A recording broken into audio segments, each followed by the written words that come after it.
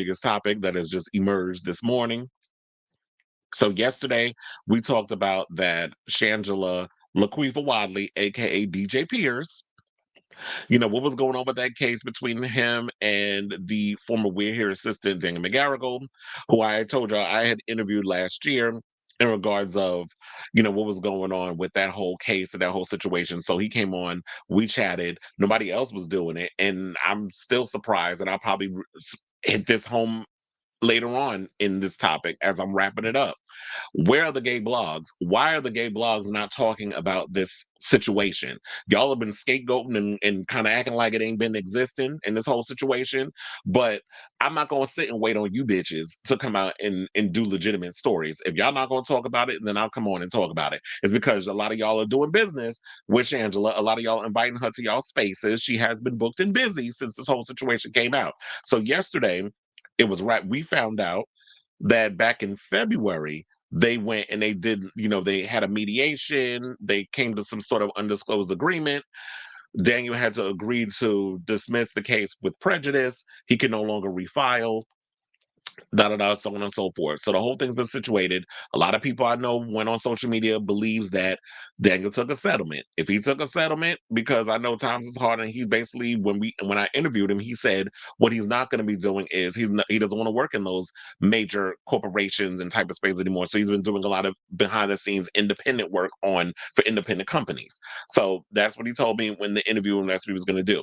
I don't know if I don't kind of been going back and forth on whether or not I should hit him up, but I don't want to pry. It's kind of like I'm having that Nene Portia situation where it's like, when you want to give people their space, whatever happens, happens. Maybe part of the whole deal with him taking a settlement, if that happened, is the fact that he could not spill any tea on what transpired in that case. Otherwise, that may be a violation of the NDA or whatever the case is. I don't know. I don't know legal jargon. I'm just speculating at this point because we don't know what really happened. But if you go on social media, particularly Reddit, a lot of people are assuming and implying that Daniel may have taken settlement. That may be the case, but this morning, after the dust settled, and I was like, okay, you're vindicated, whatever, whatever. Child. Now, Rolling Stone then came out with an article, which is basically saying like, Shangela may have been, there's been multiple people, and where there's smoke, there's fire. And I've always said that. I'm like, okay, so we had one person that came out. It's only a matter of time before more have come out. And I even said in the interview that I did with Daniel that, with him coming forward and doing this situation, because when I first talked about it, how he found out about it with me is the fact that friends of his saw my story on Instagram and shared it with him. And then that's when he slid in my DMs and we had a conversation on trying to figure out when we were going to actually do the interview that we did. Cut to now, Rolling Stone, like I said, did an article, and seemed like a multitude of people have come forward since the allegations. And so I'm going to read you the Rolling Stone article so that way you know what the tea is. So it says this investigation, which began in November of 2022, is based on 16 months of research, court documents, and interviews with several accusers. Over the course of reporting, Rolling Stone uncovered a previously unreported police complaint filed in Los Angeles and multiple independent accusations spanning several years alleging sexual, coercive, and assaultive behavior by the drag star. Now, 5 people independently described nights out with Pierce where they were between the ages of 18 and 23. All 5 said that Pierce doubled their age and fresh off headline grabbing spots on the silver screen and award show red carpets, drank with them through the night or through the late hours of the night and into the morning.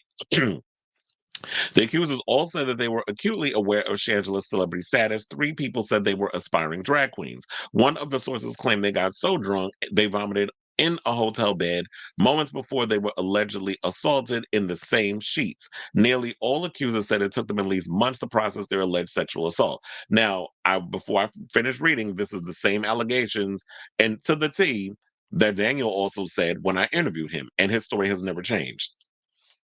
Let's continue. The alleged interaction spanned from 2012 to 2018 in Louisiana, Texas, California, and the United Kingdom. Pierce has maintained his innocence but admitted to meeting with four of the sources on the dates of the alleged assaults. Pierce said he does not remember the fifth accuser. Controversy around the drag star initially erupted last May when a production assistant named Demi McGarrigle, working on We're Here, filed a civil lawsuit against Pierce and his employer Buckingham Television, alleging rape in LA after having filed a police report against the star in Ruston, Louisiana. Initial shockwaves rippled through drag related social media, with the LA Times breaking the story. A rep for Buckingham did not respond to a request for comment. McGarrigle, who is 40, alleged in the lawsuit he threw up from drinks provided by peers before he woke up to the drag star rubbing his member against his butt ticks. It says buttocks. So I'm just gonna finish. I was like, I had a moment. Anyway, attempting to insert himself into his anus, the lawsuit claimed Pierce thrust inside of McGarrigle while saying, "I know you want it, and you're gonna take it." All parties reached a settlement in February, and the case was dismissed. Rolling Stone can confirm, though details remain undisclosed, Pierce did not respond to questions about the civil lawsuit. This case has been resolved, and the defendants of the council acted in good faith. This is what Daniel M. Gillian, McGarrigle's lawyer, tells Rolling Stone. As such, I feel it will be inappropriate to discuss this matter or its resolution. I don't know anything about the new allegations, but I certainly recognize the courage it takes for a victim to come forward. Three sources who spoke to Rolling Stone had spoken to BuzzFeed News, which was set to publish their allegations last year. McGarrigle also spoke to BuzzFeed News, but declined to participate in this article. When the Pulitzer Prize winning publication shuttered in April 2023, the investigation into Pierce was never published. Two more accusers stepped forward during Rolling Stone's continued reporting. Now, all five sources who spoke to Rolling Stone identify as queer and have participated in or watched drag shows, citing anti-drag and anti-trans laws across conservative states in the U.S. They all grapple with the decision to come forward with their allegations, but they all said they wanted Pierce, not the queer community, to bear accountability for the allegations. Now, before I finish reading that, I want to reiterate that because I totally get why. Because people, why they didn't come forward? Why they didn't do this? Why they didn't do that? It's because of this. A lot of times when it comes to male on male assault, men are afraid to come forward because you're seen as a weaker type of person. Then you have that political aspect that's wrapped around it, where you think where people see, I told her they was deviants. See, I told her they was perverts. One rotten apple should not be the whole situation for an entire community. Shangela does not, I mean, allegedly, if this stuff is whether or not it's true, alleged. Shangela is not a representation of the entire community. She does not represent all of us. So there are people in our situation that are LGBT that sexually assault. It's no different than what straight people be out here dealing with doing sexual assaults. Gay people do it too. But the fact of the matter is people are afraid to come out and say stuff because there's that whole situation. See, now we need to go and push for the banning of drag shows or the banning of this. So they try to lump everything under one umbrella. And that's why a lot of people sometimes get afraid to come forward when they should. If you go out and you assault people or you use your power to take advantage of people, you should be held accountable. So I totally get why they said that. Um, they don't want people to just come down on them on the whole situation, but Shangela has to bear accountability for their actions, not the entire queer community. So that's basically why I felt like I need to reiterate that. But let's continue. It says, I'm very confident I was clear with my nose. I was declining advances. He still kept trying. Anyway, this is what Edward Ramirez said. One of the sources who spoke exclusively to Rolling Stone, a 27-year-old named Helmer, filed a second police report against Pierce. Helmer, who had 20 at the time of the alleged assault, and is only using his first name out of fear of employment retaliation, filed the complaint in LA in June 1st, 2023. Though due to a procedural error, the police department didn't return his report until December 20th. The LAPD did not respond to a request for comment. In the complaint, Helmer told police that he was motivated to report his allegations after he read articles published by the LA Times that indicated Pierce was suspected of conducting similar sex crimes with other victims. He told police he met Pierce in 2017 while working at a popular LA bar, where Helmer said he and Pierce exchanged numbers and social media accounts, saying, and I quote, "I'm thinking we should hang out," Pierce, then 36, told Helmer in Instagram direct messages reviewed by Rolling Stone. "Let me take you to a late dinner." The two exchanged direct messages and went out for drinks the following night. Helmer told police after they met, the complaint states Pierce bought a mojito from Helmer. He states he does not drink mojitos, but continued to have it out of respect for Pierce. Helmer told police he does not have any recollection of the events that occurred after he drank the mojito. According to the complaint, Helmer recalled waking up completely naked in a bed and relieved to be at Pierce's residence. Helmer asked Pierce what happened last night and why he was naked, the complaint said. Pierce responded with, "We had sex and there was another guy involved that you brought in." Helmer asked who that other guy was, and Pierce said he did not know, but you were really into it. Helmer told police it took him a few days to realize that he was SA'd, and by the time he came to the realization, he believed he did not have enough evidence to report the incident to authorities. Instead, he confided in two people, his roommate Jay and his current boyfriend Josh, in 2017. Rolling Stone spoke to Jay and Josh, and they are using their first names only to protect Helmer's anonymity. Both recounting hearing details of Helmer's allegation, including the mojito, the alleged SA, and the second person present that night. "I saw this young, sweet, scared 20-year-old boy breaking down in front of me, and I was crushed for him," Josh tells Rolling Stone about Helmer's first time opening up to him. Josh says he was proud of Helmer's decision to file the police report. "Helmer did this effing scary thing in the scary sheriff's station that night. It was the moment I watched the boy I hugged in my bed crying in 2017 turn into a man who could stand in his truth and live past it with no shame."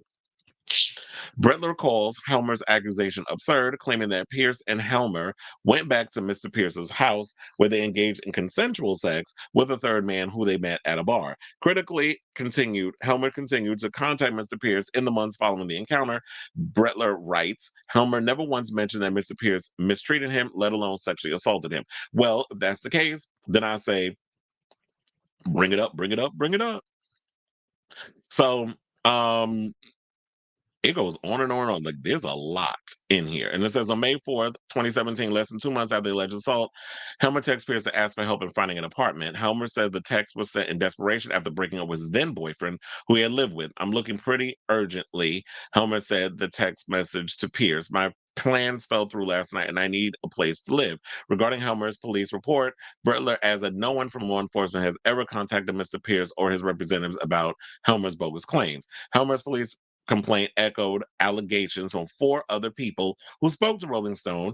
Edward Ramirez, 27, claimed Pierce assaulted him after a night out in Texas in 2018. Rolling Stone reviewed Instagram conversations between Pierce and Ramirez. They met at a bar on September 10th and discussed plans to hang out on the evening of September 11th in the early morning. But Ramirez, who was then 21 years old, had a night of the 11th, took a turn of being out of his control. He initially posted his allegations on ATRL.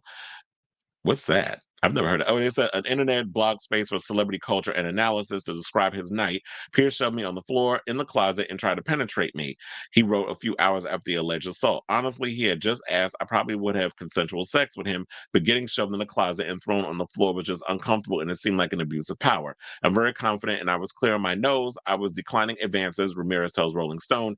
He still kept trying anyway. "When I shared the story initially, I was showing grace and mercy that I wouldn't have shown had I taken more time to process what happened." And it says, unlike the other accusers, Ramirez says he provided his own drinks throughout the night. He adds he didn't go to the police because he distrusted police authorities in Texas as a black queer man. And that's another thing I think we need to focus on, why a lot of people do not come forward, especially when not only is it that the police aren't the kindest when it comes to queer people and a lot of issues. If you watch many movies over the years and many stories from Stonewall on down, we know how well the police treat the LGBTQ community. So, especially when it comes to sexual assault, you most certainly believe, and especially if you're a gay black man, first of all, you're gay and you're black and you're a man. three things that you're going to have going against you, especially when this racist ass country we live in. So we can definitely see why it takes a lot of time for people to come forward with sexual assault, especially when it comes to man on man assault. It's always seen as a sign of weakness if, as a man, you cannot come forward and speak out on things that has happened to you. So I feel like we need to keep reiterating that and pushing that forward.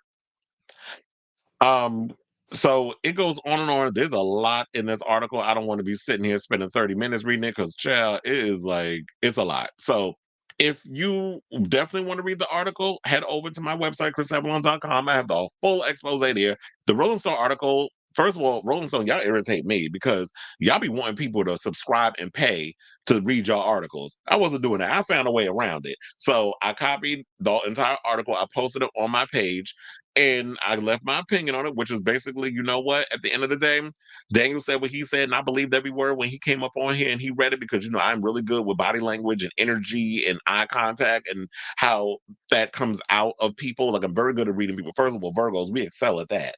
Number two, so with him saying all of that, I believed every word then, even though I've seen people in the comments on many of my posts where they were on TikTok, and many other places, how y'all were kind of side-eyeing him with this. So everybody on here can't be lying, right? Not everybody's out here trying to take down dear old Shangela.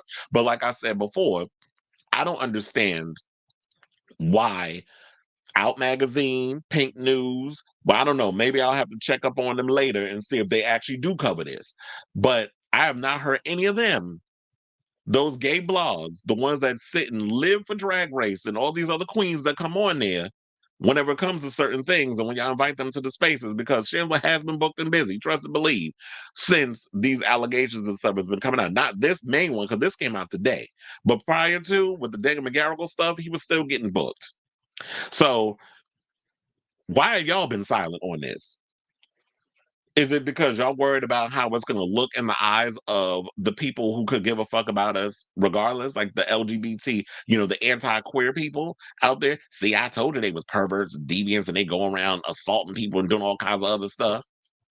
Give a fuck about what those people think. The fact of the matter is, when people in our community, whether they do with good, bad, or indifferent, we got to hold their feet to the damn fire. But the good thing about me is I own my goddamn website, so I can put whatever I want to put on it.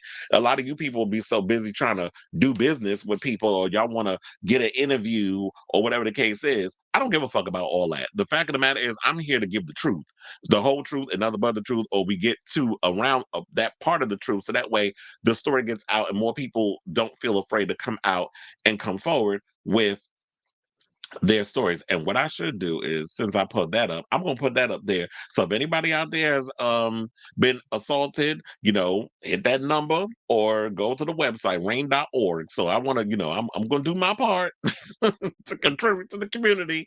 And I'm just gonna do what needs to be done, because I'm not gonna sit up in here and I've always been the type is I don't wait around for nobody to do what needs to be done and things. So yeah, that the article goes on. It's extensive, it's full on, like, explicit, is a lot of stuff, a lot of details and all other stuff. And I believe every word. So what does the future hold for Chandler? This is what I'm curious about. Is like, okay, so are we gonna continue to turn a blind eye to this? Are people actually gonna is this gonna affect their bookings and stuff? Because look, a couple of situations came out about Jonathan Majors, so many other people that's in this industry, Diddy, all this other stuff.